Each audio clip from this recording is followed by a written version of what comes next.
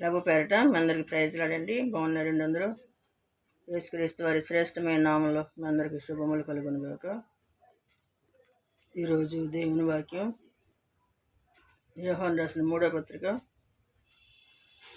2వ వచనం నుంచి, ప్రియుడా, నీ ఆత్మ వర్ధిల్లుచున్న ప్రకారము అన్ని విషయములలో వర్ధిల్లుచు సౌఖ్యముగా ఉండవలనని ప్రార్థించుచున్నాను. నీవు సత్యం అనుసరించి నడుచుకునుచున్నావు గనుక నీ సహోదరులు వచ్చి నీ సత్ప్రవర్తనను గూర్చి సాక్ష్యము చెప్పగా విని బహుగా సంతోషించితిని. నా పిల్లలు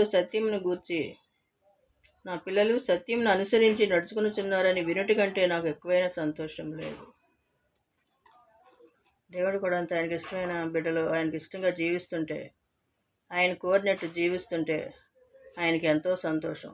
నా బిడ్డలు సత్యాన్ని అనుసరించి నడుచుకుంటున్నారు, నన్ను పోలి నడుచుకుంటున్నారని చెప్పి దేవుడు ఎంతగానో సంతోషిస్తాడు. కానీ ఈ లోకంలో సంతోషం కాదు, దేవుల్లో సంతోషించాలి. దేవుల్లో జీవిస్తూ జీవం కలిగిన దేవుణ్ణి కలిగి ఉన్నాను అని గర్వించి సంతోషించాలి. అంతేగాని ఈ లోకంలో ఉన్న ఆస్తిపాస్తుల గురించి కానీ, ఐశ్వర్యాల గురించి కానీ, వెండి బంగారాల గురించి కానీ చూసి సంతోషిస్తాం కాదు, దేవుని బట్టి సంతోషించాలి.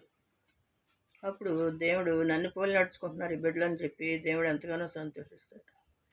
ఆయనకి ఇష్టంగా జీవించాలి. ఆయన కోరినట్టు జీవించినప్పుడు ఆయన ఎంతగానో ఆనందిస్తాడు. ఎదుటివారు కూడా మనల్ని చూసి ప్రభు బిడ్డల ఇళ్ళు దేవునికి ఇష్టంగా జీవిస్తున్నారు అని చెప్పుకునేలాగా ఉండాలి. అంతేగాని వాళ్ళు చూసి దేవుని బిడ్డల ఇళ్ళని తిట్టుకునేలాగా ఉండకూడదు.